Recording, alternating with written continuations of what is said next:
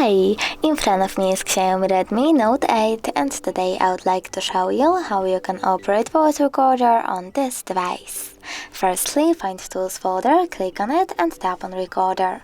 Then click on this red button to start a recording.